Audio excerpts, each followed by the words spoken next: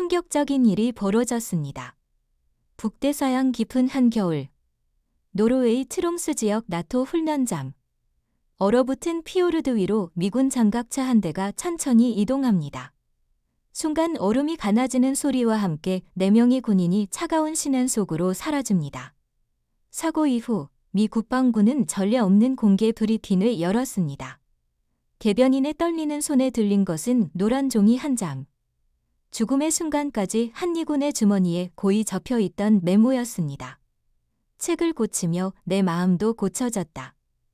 한글로 쓰인 이 8글자가 워싱턴 정가를 뒤흔들고 미국 의회의 주한미군 철수 정책을 완전히 뒤집어 놓았습니다. 왜일까요? 강원도 화천의 작은 도서관.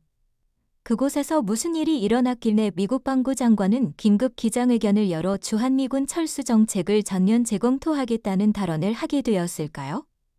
한 특수부대원의 죽음이 국가 정책을 바꾼 기밀.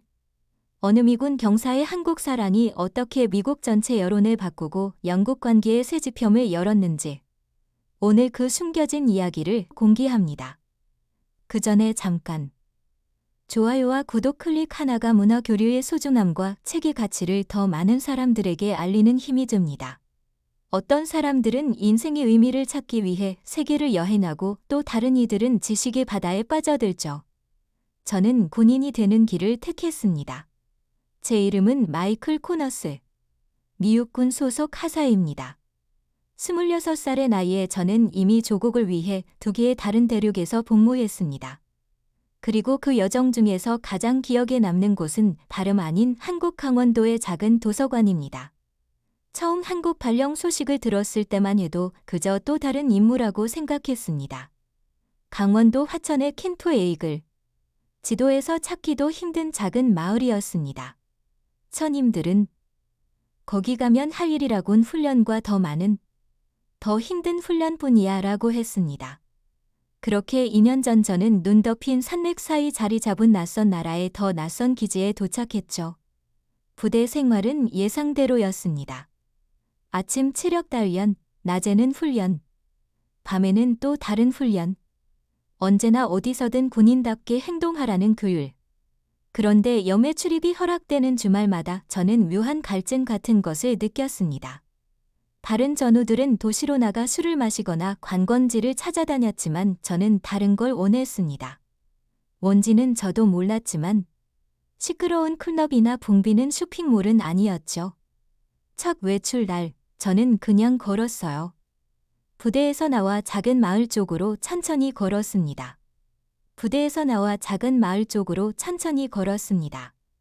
낯선 간판들, 이해할 수 없는 글자들, 그리고 호기심 어린 시선으로 저를 바라보는 사람들 사이로 걸었죠. 그러다 우연히 발견한 곳이 있었어요. 작은 언덕 위, 나무들 사이로 보이는 단층 건물. 하창군립도서관이라고 적힌 표지판이 한글과 영어로 쓰여 있었습니다. 문을 열자 조용한 공기가 저를 맞이했어요. 책장마다 가지런히 꽂힌 책들, 창가의 독서 테이블, 그리고 몇몇 주민들이 각자의 세계에 빠져있는 모습. 이상하게도 마음이 편안해졌습니다. 군부대의 딱딱한 금속 냄새와 땀 냄새 대신 이곳엔 종이와 나무, 그리고 햇빛에 반사된 먼지 입자의 냄새가 가득했죠.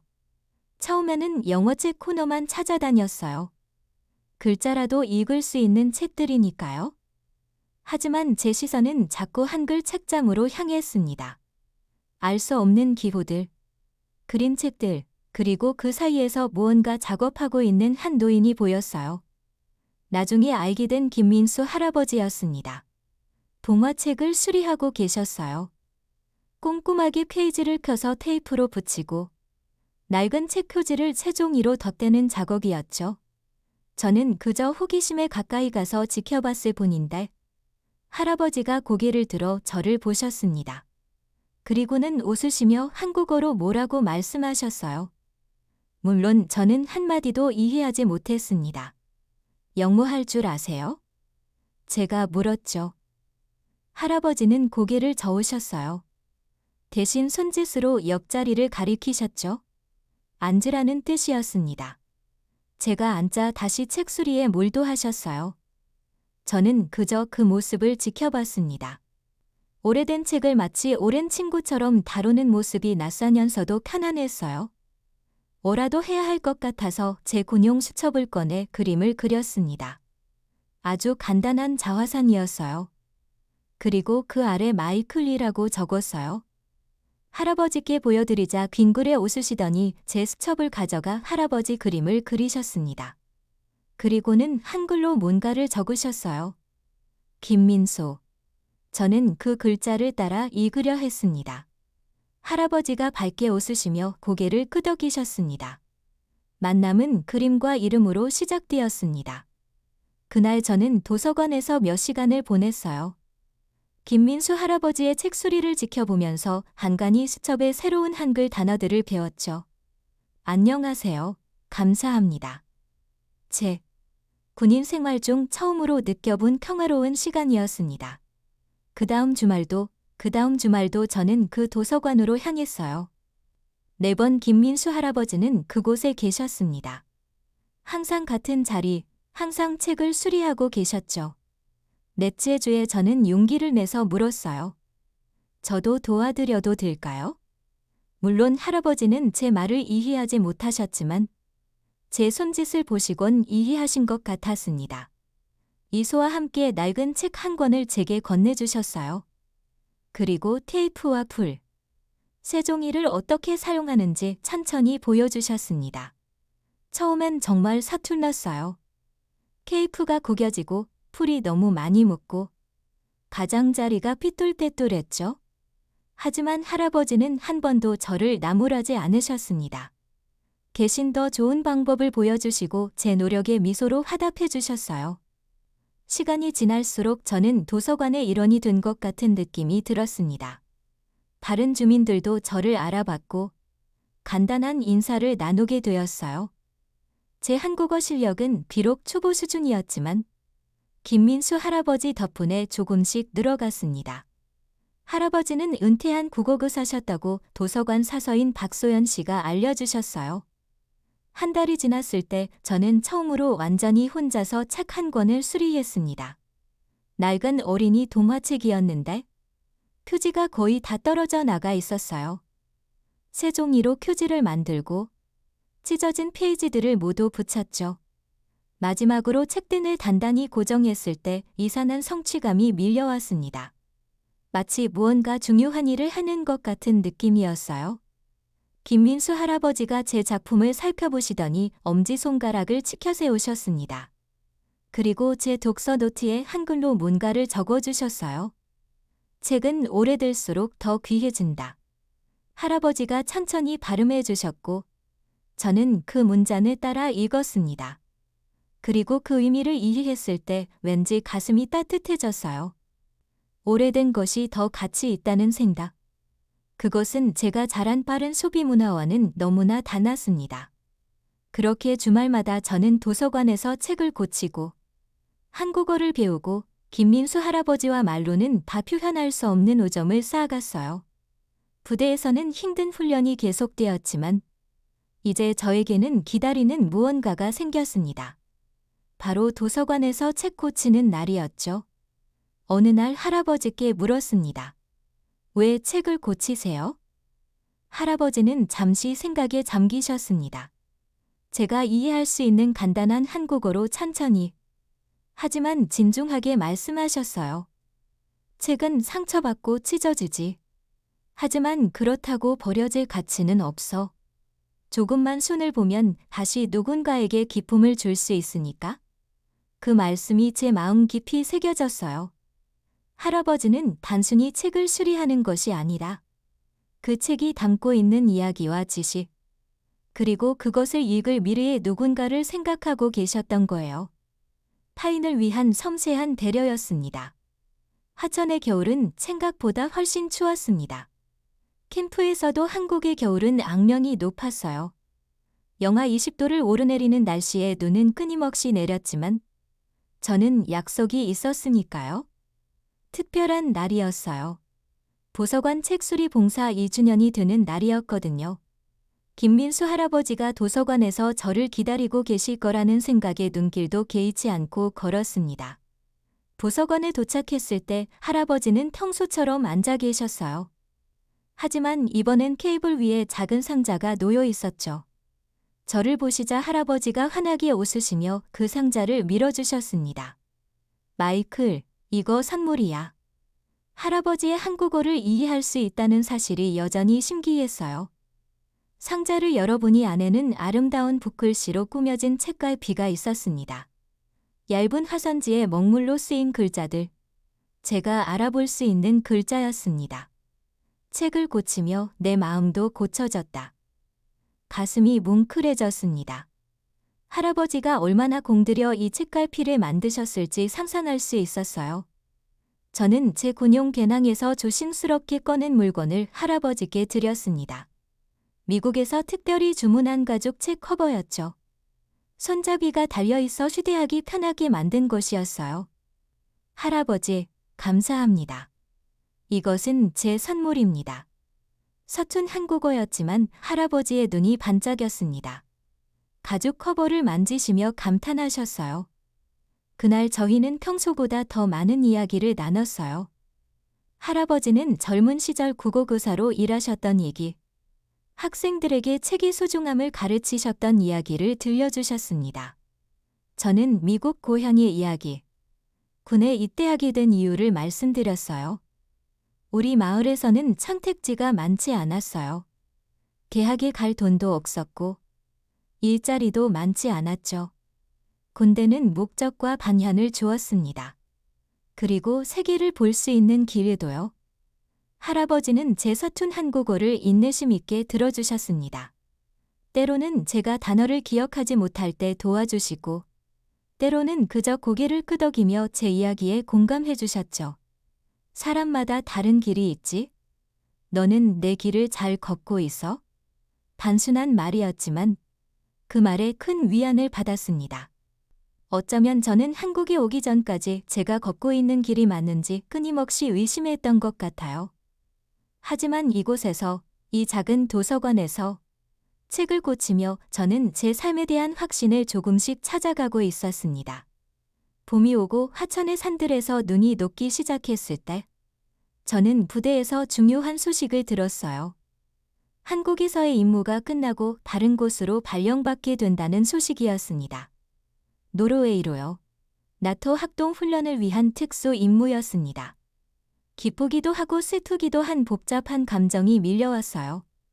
새로운 임무에 대한 기대감도 있었지만 이곳을 떠나야 한다는 생각에 가슴이 무거웠어요. 그 주말 도서관으로 향하는 길이 유난히 길게 느껴졌습니다. 김민수 할아버지께 이별 인사를 드려야 한다는 생각에 발걸음이 무거웠어요. 도서관에 도착해서 할아버지를 뵙자마자 저는 소식을 전했습니다. 할아버지, 저 다음 주에 떠나야 해요. 새 임무가 있어서. 한국어로 완벽하게 표현하진 못했지만 할아버지는 이해하셨어요. 서글픔이 담긴 미소로 고개를 끄덕이셨습니다. 그날 저희는 여느 때보다 더 열심히 책을 수리했습니다. 마치 그 모든 순간을 기억 속에 새기려는 듯이 말이죠. 작업을 마친 후 할아버지는 독서 노트를 꺼내 무언가를 쓰셨어요. 그리고 그것을 제게 건네셨습니다. 사람이 책을 고치는 게 아니라 책이 사람을 고친다. 그 문장을 읽는 순간 지난 1년이 주마등처럼 스쳐 지나갔습니다. 처음 도서관에 들어섰을 때의 낯설음, 첫 책을 수리했을 때의 기쁨, 한국어 단어들을 배우며 느낀 성취감, 그리고 무엇보다 김민수 할아버지와 나눈 모든 순간들이 할아버지 말씀이 맞아요. 이 나라에서 저는 사람이 되는 법을 배웠어요. 제 말에 할아버지의 눈가에 물기가 돌았습니다. 아무 말씀도 하지 않으셨지만 그 침묵 속에서 저희는 많은 것을 주고받았어요. 마지막으로 할아버지는 제 손을 꼭 잡으시고 뭔가를 주셨어요. 또 하나의 책갈피였습니다.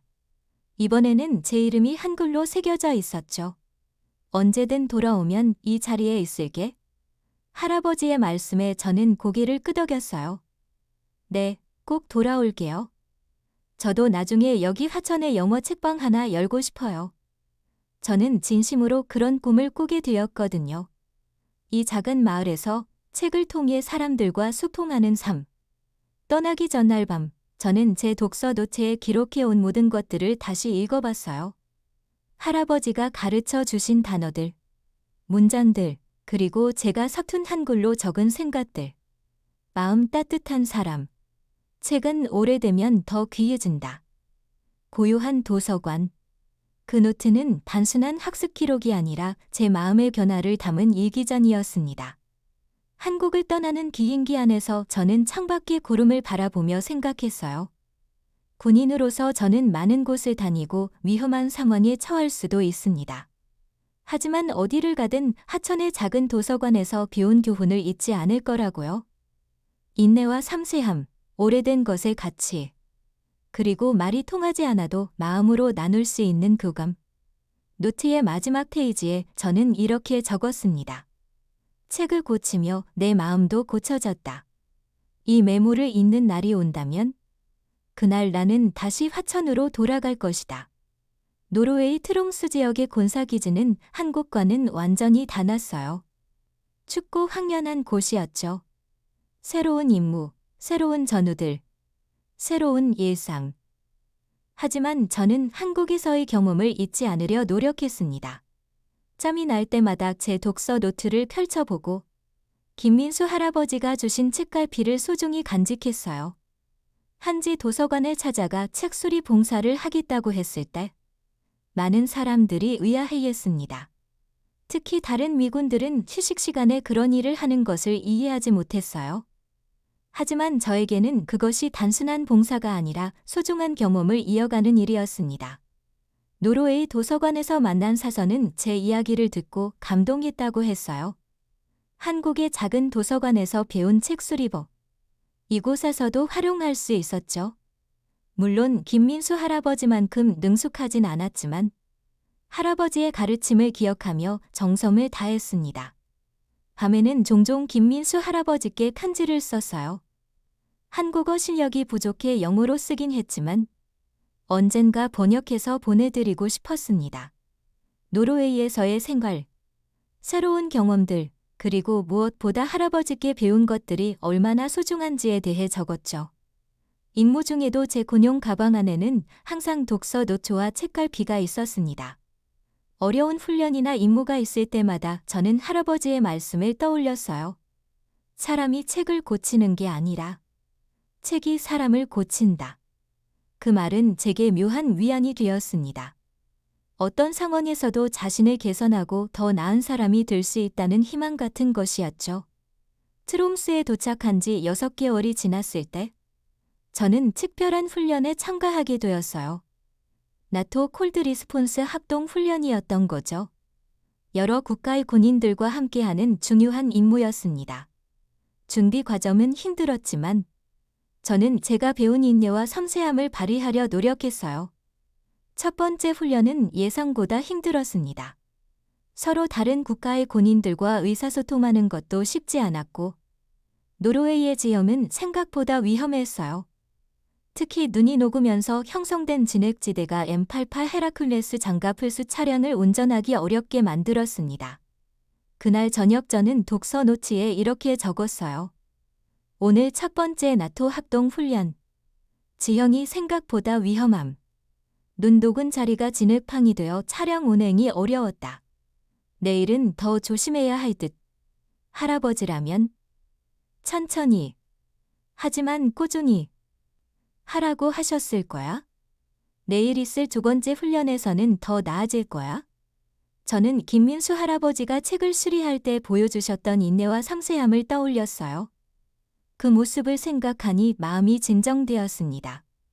내일 있을 브리핑에서 위험한 지역에 대해 더 자세히 알아봐야겠다고 생각했죠. 두 번째 훈련 날, 저는 3명의 전우와 함께 장갑차에 탑승했습니다. 제이슨 밀러 중사와 2명의 동료 하사들이었어요. 브리핑에서 들은 대로 위험 지역을 피해 이동하려 했지만 갑작스러운 날씨 변화로 계획이 틀어졌어요. 아침에는 맑았던 하늘이 갑자기 흐려지고 기온이 급격히 떨어졌습니다. 저희는 계획된 경로를 따라 이동했고 우전 교신도 문제없이 이루어졌습니다. 하지만 갑자기 상황이 변했어요. 지형이 예상과 달랐고 눈이 녹으면서 형성된 진흙지대가 생각보다 넓게 펼쳐져 있었습니다. 장갑차가 흔들리기 시작했어요. 저희는 침착하게 대처하려 했지만 상황은 빠르게 악화되었습니다.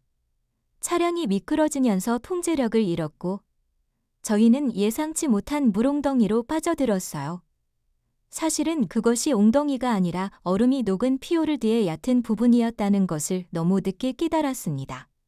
모두 대피해. 제가 소리쳤지만 차가운 물이 차량 안으로 빠르게 들어오기 시작했습니다. 통신 장비로 구조 요청을 보냈지만 물이 빠르게 차오르면서 상황은 악화되었어요. 기이하게도 저는 침착했습니다. 공포보다는 어떻게든 전우들과 함께 빠져나가야 한다는 생각뿐이었어요. 그 순간 저는 주머니 속 책갈퀴가 생각났습니다. 김민수 할아버지가 주신 책갈퀴. 언제든 돌아오면 이 자리에 있을게. 할아버지의 말씀이 귓가에 맴돌았어요. 마음이 아팠습니다. 약속을 지킬 수 없을지도 모른다는 생각이 들었기 때문이죠. 차가운 물이 목까지 차올랐을 때 저는 마지막으로 생각했어요. 한국의 작은 도서관, 김민수 할아버지의 미소, 그리고 책을 고치며 보냈던 평화로운 시간들. 그것은 제 군인 생활 중 가장 소중한 기억이었습니다. 밀러 중사가 해치를 열려고 시도했지만 수학 때문에 쉽지 않았어요. 저는 깊게 숨을 들이마시고 장비를 벗기 시작했습니다. 무거운 장비를 벗어야 수영할 수 있을 테니까요. 코너스. 무슨 직이야? 밀러 중사가 외쳤습니다. 저는 대답 대신 동작으로 보여줬어요. 장비를 벗고 물속으로 잠수해 차량 아래쪽을 살펴보려 했던 겁니다. 어쩌면 탈출구가 있을지도 모른다는 생각이요. 그런데 뭔가 잘못됐어요. 제가 물속으로 잠수했을 때 갑자기 강한 물살이 저를 잡아당겼습니다. 피오르드의 수류가 예상보다 훨씬 강했던 거죠. 차가운 물이 피를 찌르는 듯한 고통과 함께 저는 점점 의식이 흐려지는 것을 느꼈어요. 그 순간에도 이상하게 평온했습니다. 마지막 생각은 하천 도서관 창가에서 본 햇살이었어요. 김민수 할아버지가 책을 수리하시는 모습. 그리고 제가 완성한 첫 번째 책을 들고 미소 지으시던 그 표정. 고쳐진 것들은 더 소중기죠. 할아버지의 말씀이 물속에서도 또렷이 들리는 것 같았습니다. 마치 할아버지가 바로 옆에서 말씀하시는 것처럼 말이에요. 점점 더 깊은 어둠 속으로 빠져들면서 저는 제 독서 노트의 마지막 페이지를 떠올렸어요. 책을 고치며 내 마음도 고쳐졌다. 이 메모를 읽는 날이 온다면 그날 나는 다시 화천으로 돌아갈 것이다. 돌아가지 못할지도 모른다는 생각에 눈물이 났습니다. 하지만 그건 슬픔의 눈물이 아니었어요. 감사의 눈물이었습니다. 제가 그토록 값진 경험을 했다는 사실에 대한 감사함. 마지막 의식이 사라지기 전 저는 누군가의 손이 저를 잡는 것을 느꼈어요. 구조대일까요? 아니면 제 전우들? 아니면 그저 마지막 순간의 환상이었을지도 모릅니다. 어느 쪽이든 저는 평화로웠습니다. 제 삶은 짧았을지 모르지만 그것은 의미 있는 삶이었으니까요. 그리고 어딘가에 제가 고친 책들이 있고 그 책들을 읽는 아이들이 있고 그리고 저를 기다리는 김민수 할아버지가 계시니까요. 이것이 마이클 코너스 하사가 남긴 마지막 기록이었습니다. 2024년 3월 노르웨이 트롱스 지역에서 진행된 나토 콜드 리스폰스 학도 훈련 중 발생한 사고로 마이클과 그의 전우 3명은 장갑차와 함께 물속에 잠겼고 구조팀의 노력에도 불구하고 모두 사망했습니다. 마이클의 유품 중에서 발견된 독서 노트와 붓글씨 책갈퀴 그리고 강원도 하천의 작은 도서관 대출 카드는 그의 특별한 이야기를 세상에 알리게 되었습니다. 누렇게 바랜 종이 한 장에 쓰인 책을 고치며 내 마음도 고쳐졌다. 문자는 그의 한국 생활의 본질을 담고 있었습니다. 한국 언론이 마이클의 이야기를 다루기 시작했고 우리 취재팀은 그가 2년 전 근무했던 강원도 화천의 작은 도서관에 찾아갔습니다. 그곳에서 우리는 김민수 할아버지를 만났습니다. 75세의 은퇴한 국어교사 김민수 할아버지는 여전히 매주 도서관에서 책을 수리하고 있었습니다. 마이클의 소식을 들었을 때 그의 손은 떨렸고 눈가에는 눈물이 고였습니다. 우리에게 김민수 할아버지는 더 많은 이야기를 들려주었습니다. 처음엔 그저 호기심 많은 외국인 청년이라고 생각했어요. 하지만 마이클은 달랐습니다. 책을 개하는 태도가 진지했고 배우려는, 이해하려는 마음이 컸지요. 할아버지는 마이클이 가져왔던 가죽 책 커버를 꺼내 보여주셨습니다. 아직도 그것을 사용하고 계셨죠. 가죽에는 세월의 흔적이 더해져 더욱 깊은 색을 띠고 있었습니다. 마이클은 자주 말했어요. 나중에 하천의 영어 책방을 열고 싶다고. 농담처럼 말했지만 눈빛은 진지했어요. 이 마을과 도서관을 정말 사랑했던 겁니다. 도서관 사서 박소연 씨는 마이클이 다른 미군들과 달랐다고 회상했습니다. 그는 항상 공손했어요. 한국어도 못했지만 나중에는 간단한 대화도 가능했죠. 주민들과도 친해져서 자연스럽게 마을의 일부가 되었습니다. 특히 어린이들이 그를 좋아했어요. 미군이라고 하면 무서워할 법도 한데 마이클은 달랐죠. 책을 읽어주고 수리하는 모습을 보여주며 아이들에게 인기가 많았어요. 마이클의 사연이 알려지자 도서관에는 작은 추모 공간이 마련되었습니다. 그가 수리했던 책들, 그의 독서노트 복사본, 그리고 그와 김민수 할아버지가 함께 찍은 몇 장의 사진이 전시되었고 마을 주민들은 자발적으로 성금을 모아 도서관 앞에 작은 벤치를 설치했습니다. 그 벤치에는 이렇게 새겨져 있습니다. 이 자리에 앉아 책을 고치던 경사. 이곳에 한국어와 마음을 남기고 갔습니다. 마이클의 전우 제이슨 밀러 중사는 우리와의 인터뷰에서 말했습니다. 마이클은 항상 한국에 대해 이야기했어요. 특히 그 작은 도서관과 책 수리에 대해서요. 처음에는 단순한 취미라고 생각했지만 나중에는 그것이 그의 정체성이 일부가 되었다는 걸 알게 됐죠. 노르웨이에서 자유시간이 있을 때마다 도서관을 찾아갔으니까요. 사고 전날 밤에도 한국어 공부를 하는 것을 봤어요. 정말 열심이었고 밀러 중사의 목소리가 떨렸습니다. 그는 잠시 말을 멈추고 눈물을 닦았습니다. 마지막 순간까지도 그는 침착했어요. 저희를 구하려고 했죠. 그가 물속으로 뛰어들기 전에 주머니에서 뭔가를 꺼내 잠시 바라봤어요. 나중에 알고 보니 그건 한국에서 가져온 책갈피였더군요. 마이클의 부모님 스티븐과 리사 코너스 가족은 아들의 이야기를 듣고 한국을 방문했습니다. 그들은 화천의 작은 도서관을 찾아 김민수 할아버지를 만났고 아들이 남긴 흔적을 직접 확인했습니다. 마이클의 어머니 리사 코너스 씨는 눈물을 흘리며 말했습니다. 마이클은 항상 칸지의 한국에서의 경험을 썼어요. 특히 김민수 씨와 함께 책을 고치는 시간이 얼마나 의미 있는지에 대해서요. 아들이 이곳에서 정말 행복했다는 것을 알게 되어 위로가 됩니다. 그가 이곳에서 찾은 평화와 의미가 그의 마지막 시간까지 함께했다고 생각합니다. 마이클의 아버지 스티븐 코너스 씨는 아들의 꿈을 이어받아 하천 도서관의 영어 도서 코너를 만들기 위한 기금을 기부했습니다. 마이클의 영어 책방이라는 이름의 이 공간은 한국 학생들이 영어를 배우고 미군들이 한국 문화를 접할 수 있는 교류의 장이 될 것입니다. CNN의 로버트 테일러 앵커는 이렇게 보도했습니다. 마이클 코너스 하사의 이야기가 워싱턴에 큰 영향을 미치고 있습니다.